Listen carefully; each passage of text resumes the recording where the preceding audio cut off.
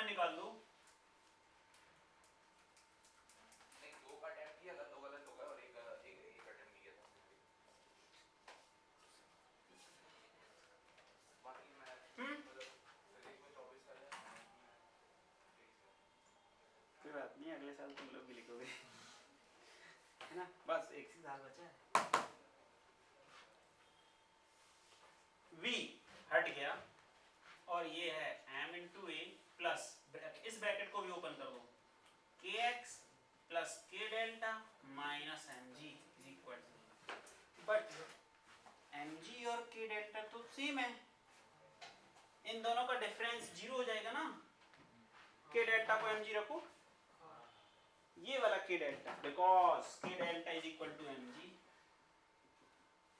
हमें पता है, तो हम यहाँ पे रख देंगे ma plus kx plus mg minus mg,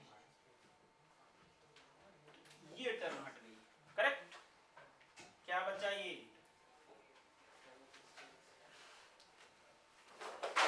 यही तो इक्वेशन ऑफ SHM है, ma plus kx equal to 0।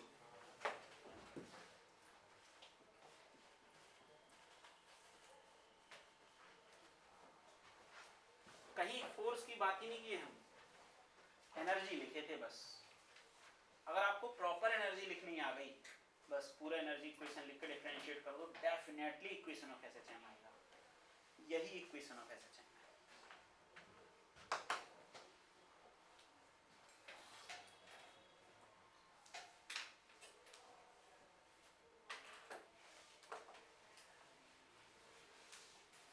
This is equation of SHM, जिसको लिखा जाता है omega square is equal to k upon m, omega square is equal to k upon m, means इस system का natural frequency वही है, k upon m ही है।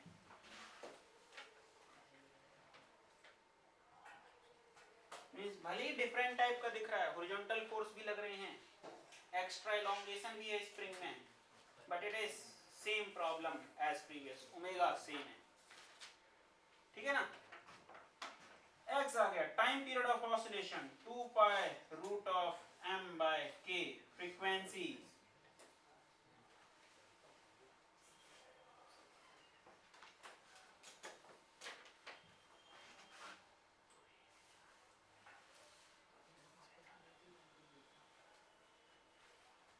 That's it. अब एक और क्वेश्चन करें एनर्जी मेथड से, अब आपको इसमें आंसर बदलता हुआ दिखेगा। अगर ये पुली है,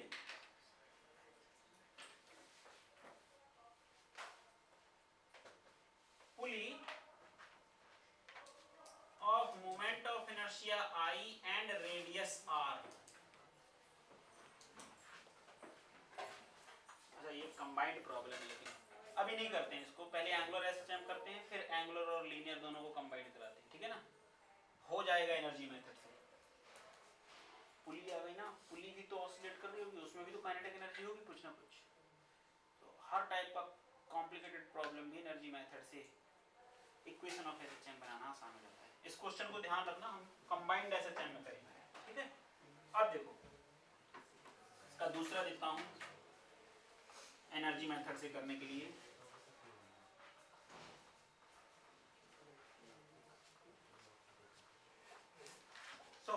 आप एक नोट पहले यहाँ पे लिख लो, why energy method is very important. Total energy का फर्स्ट डिफरेंशिएशन, टोटल एनर्जी का फर्स्ट डिफरेंशिएशन हमें सीधा इक्वेशन ऑफ SHM बता देता है, जिससे आपको ओमेगा पता चल जाएगा, ठीक है ना। सो नोट पॉइंट पे लिखो,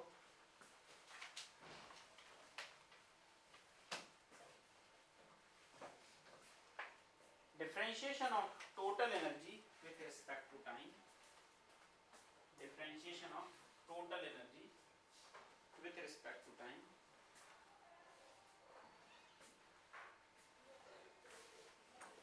gives us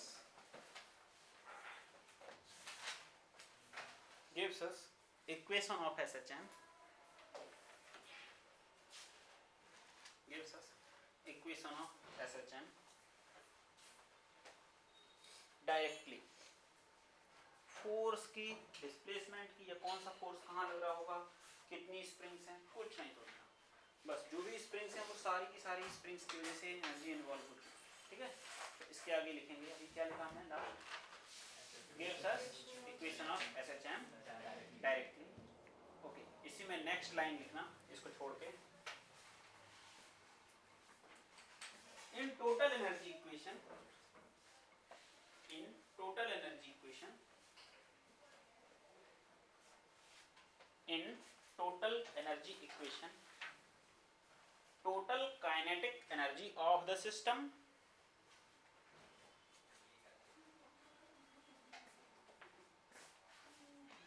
which can include total kinetic energy of the system which can include translational kinetic energy as well as rotational kinetic energy,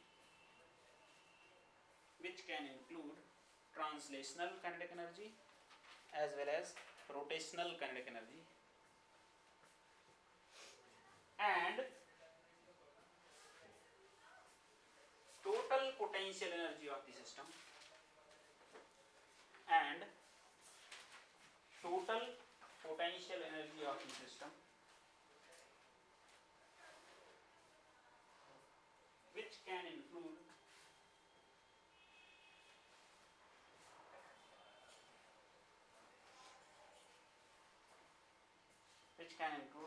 potential energy due to all type, which can include potential energy due to all type,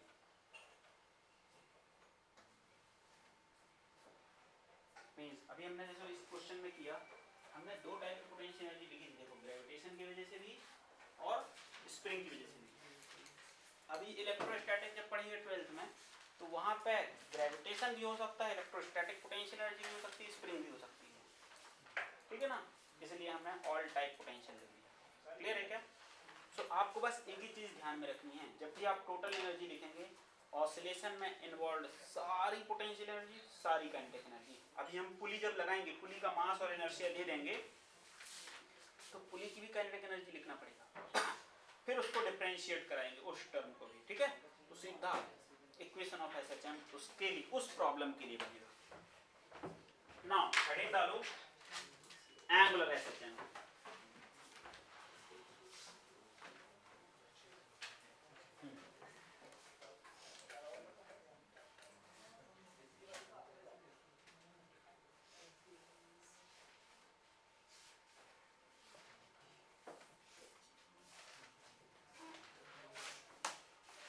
angular SHM, इसमें सारे pendulum type के problems discuss किए जाएंगे, ठीक है।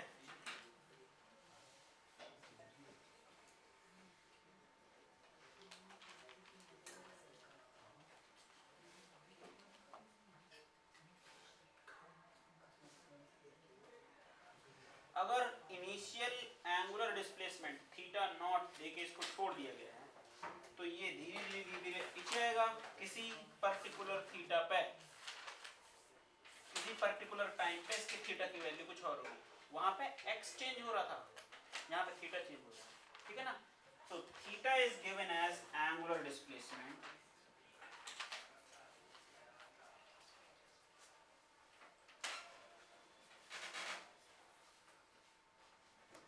Theta is given as angular displacement. जब हम इस बॉडी को यहाँ पे लाके रिलीज करेंगे,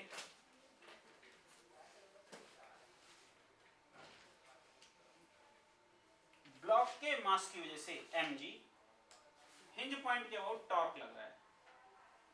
अगर ये किसी पर्टिकुलर थीटा पे है, तो ये डिस्टेंस कितनी हो जाएगी, अगर पेंडुलम के स्ट्रिंग की लेंथ l, तो ये l, ये थीटा, राइट एंगल ट्रायंगल बन रहा है। This distance is how much, अगर ये l, ये थीटा, तो ये l sin थीटा, करेक्ट ना। मोशन के दौरान, during motion, this becomes l sin theta. तो ना, जब भी एंगुलर एसएचएम की बात करेंगे हम, लीनियर एसएचएम में नेट फोर्स का इक्वेशन लिखते थे, net force is acting on the system. इसमें नेट टॉर्क का इक्वेशन लिखेंगे,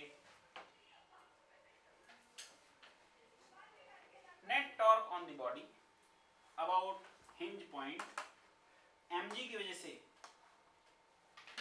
mg l sin theta into the plane, mg and l sin theta into the plane minus k, into the plane minus k. Displacement हमने कैसे दिया है, out of the plane, counter clockwise, ठीक है ना। तो थीटा वेक्टर जो लिखा जाएगा, ध्यान देना, इसको आगे आएंगे।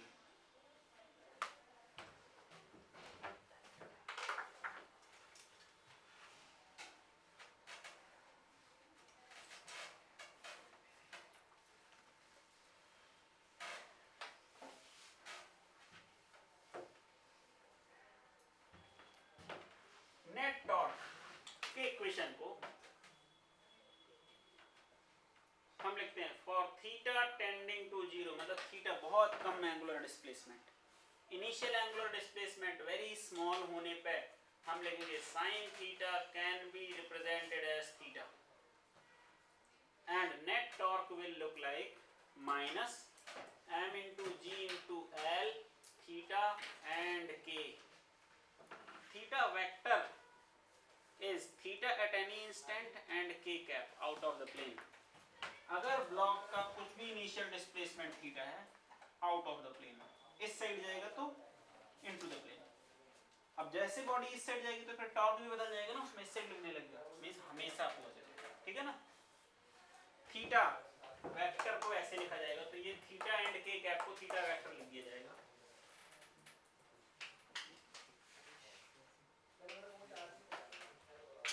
Theta vector.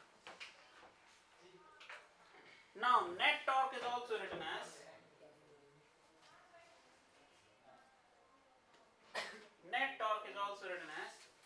I into alpha, where alpha is angular acceleration and I is moment of inertia of the pendulum.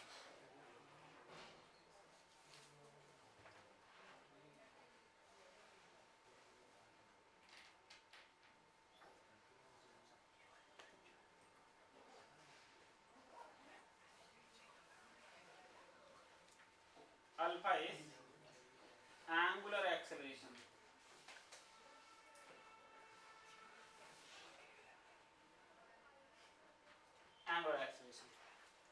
so now equating them, ये NLM2 ही तो है, NLM2 in rotational mechanics, equating them ये बन जाएगा I alpha is equal to minus mgl theta vector।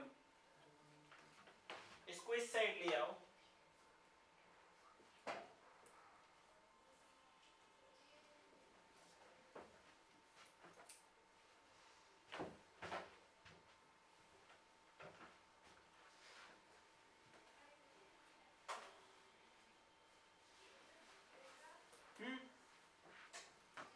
क्या बन गया, ये बन रहा है alpha vector plus m g l upon I and theta vector is equal to zero. Angular acceleration angular displacement से कैसे रिलेटेड था, जैसे a इज इक्वल टू d square x upon d t square होता था, ऐसे तो एंगुलर डिस्प्लेसमेंट रिलेटेड होता है, राइट। इसको अगर हम यहाँ पे पुट कर दें, so this is equation of SHR।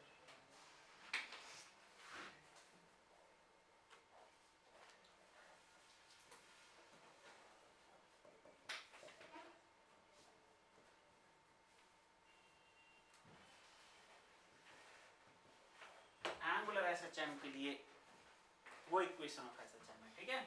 इसकी वैल्यू यहाँ पे रिप्लेस कर दो तो ये ऐसा भी दिखेगा,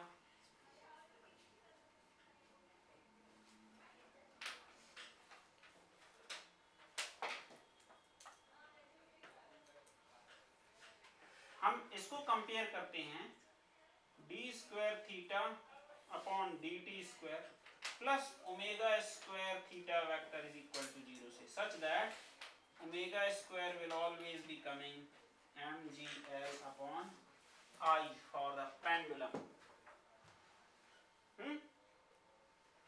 I की वैल्यू क्या थी, moment of inertia of the pendulum, I is equal to ml square, यही होगा ना।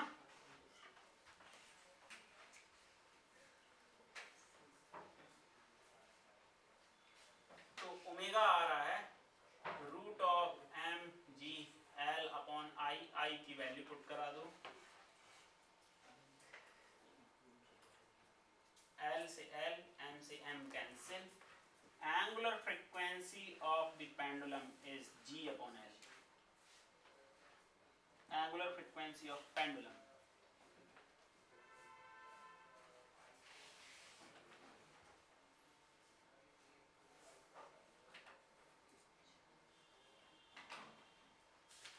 अब नेचुरल फ्रीक्वेंसी अगर हम निकालें ओमेगा से, omega is equal to 2 pi f, नेचुरल फ्रीक्वेंसी f is equal to omega upon 2 pi, which means 1 upon 2 pi root of g by l। आप लोगों ने फ्रीक्वेंसी ऑफ पेंडुलम निकाला था, there how it is coming। Time period of oscillation t is equal to 1 upon f, इसी को उल्टा कर दो पूरे को,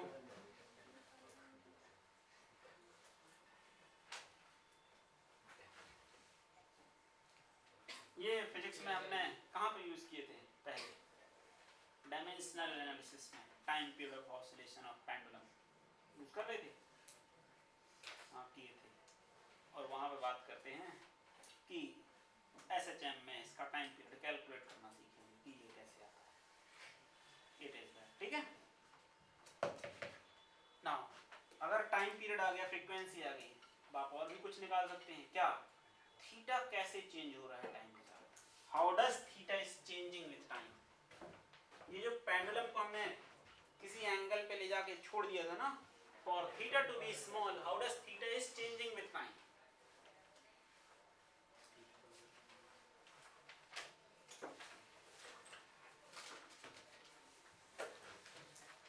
theta will be written as theta naught cos omega t, omega आ चुका है, ये वही omega root g by L.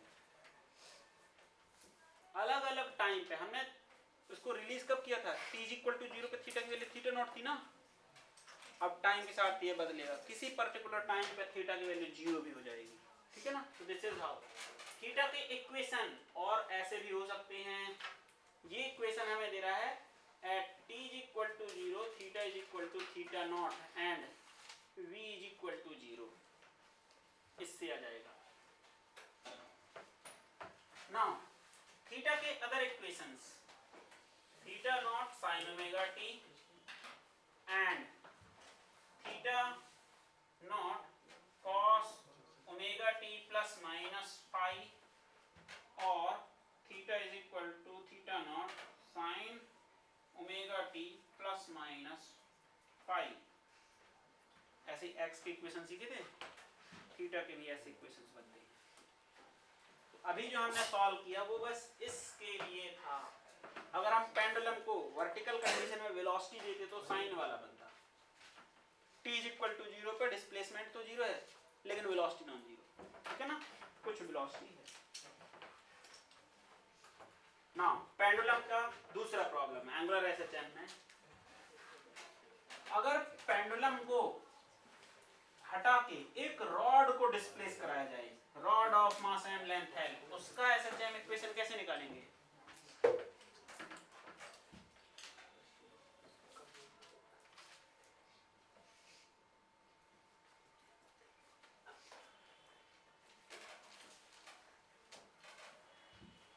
When a rod is disturbed from its mean position by an angle theta naught and released, तो अब rod धीरे धीरे धीरे धीरे ऐसे आएगी, first step, then second step, then third step and then fourth step, और ऐसे ही ऑसिलेट होती रहेगी, राइट।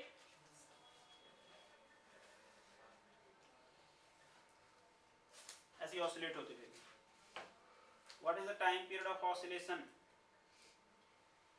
कैसे निकालें, इसमें भी टॉर्क बैलेंस कराना है, ठीक है ना। टॉर्क बैलेंस कैसे करोगे, अभी पेंडुलम के केस में जो हमने टॉर्क लिखा था वो पेंडुलम पे लग रहा था, यहाँ पे टॉर्क इसके सेंटर ऑफ मास से लगेगा, पूरी रॉड का मास सेंटर ऑफ मास पे है, rod of mass m and length l इसका total mass centre of mass पे लगेगा mg weight of the body, और ये लेंथ यहां से यहां तक की कितनी है L/2.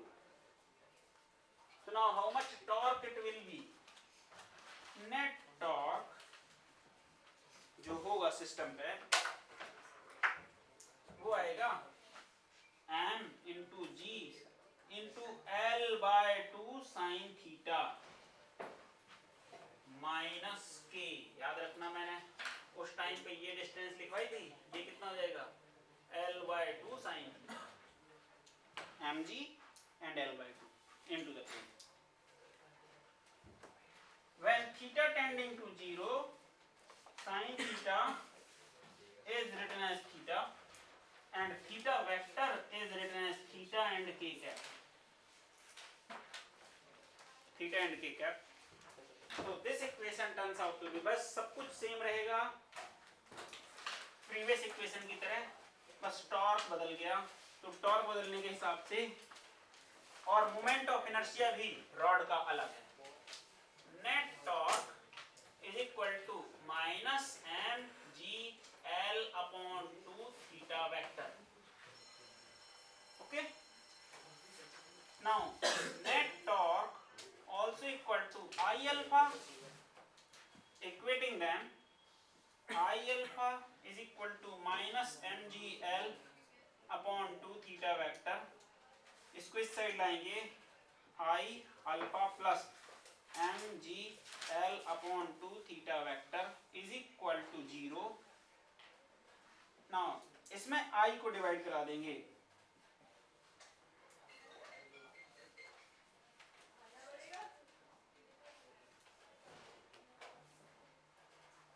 this is equation of SHM. It has to be compared with alpha and omega square theta vector is equal to 0। तो omega square की वैल्यू क्या है, वही एंगुलर फ्रीक्वेंसी है।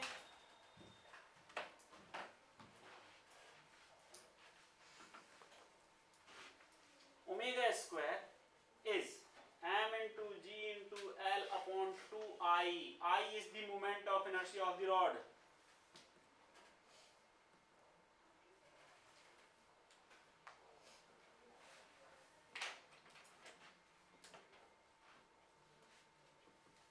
about hinge point, moment of inertia लिखेंगे ml square upon 3 rod का, correct ना। ये वैल्यू पुट कर देंगे इसमें,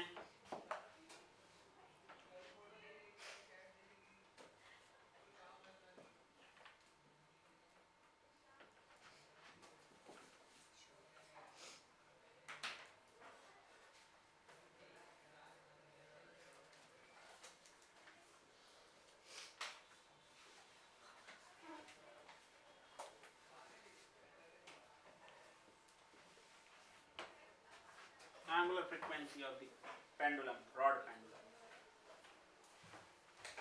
now time period of oscillation 2 pi root of 2L by 3g time period है। अब आप लोग क्वेश्चन करना, अगर रॉड के साथ साथ पेंडुलम भी कनेक्ट कर दिया गया, अटैच,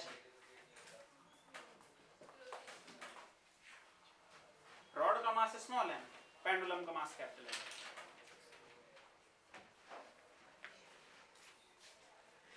पेंडुलम, अब आपके लिए नया क्वेश्चन बनेगा, राइट। तो टॉर्क दो चीजों की वजह से लगेगा, उसको सिंगल इसकी वजह से भी, हाँ उसको सिंगल बॉडी कंसीडर नहीं कर सकते, उसको single body m plus capital M करके नहीं, क्यों, दोनों का सेंटर ऑफ मास अलग है ना। नहीं तो उसको ओपन सेट सिस्टम, फिर सेंटर ऑफ मास निकालना पड़ेगा पूरे का, है ना। वो वाला और फिर सेंटर ऑफ मास के और इनर्शिया भी लिखना है, इनर्शिया में जो कि डायरेक्ट सेंटर ऑफ मास वाला कॉन्सेप्ट नहीं लगता है, यही मिस्टेक हो जाती है। इसलिए दोनों की वजह से, रॉड के वेट की वजह से टॉर्क, और जो भी हम पेंडुलम का करके पेंडुलम की वजह से टॉर्क, टॉर्क अलग अलग आ जाएंगे, ठीक है। इसको ट्राई करते हैं, अगर एक रॉड और एक पेंडुलम दोनों को अटैच किया गया तो ओमेगा क्या होगा, will discuss in the next class. अब इसी के साथ एंगुलर एसएचएम में, अभी तो ये सिंपल बनेगी, स्प्रिंग के कॉम्बिनेशन से भी एंगुलर एसएचएम होता है। एक मासलेस रॉड में पेंडुलम कनेक्ट कर दिया, और एक स्प्रिंग कनेक्ट कर दिया, स्प्रिंग की वजह से भी तो टॉर्क लग सकता है ना, स्प्रिंग फोर्स ऑफर करता है, उस फोर्स की वजह से कितना टॉर्क लग रहा है और वो सिस्टम को कंटिन्यूटी मोशन में रख सकता है, ठीक है।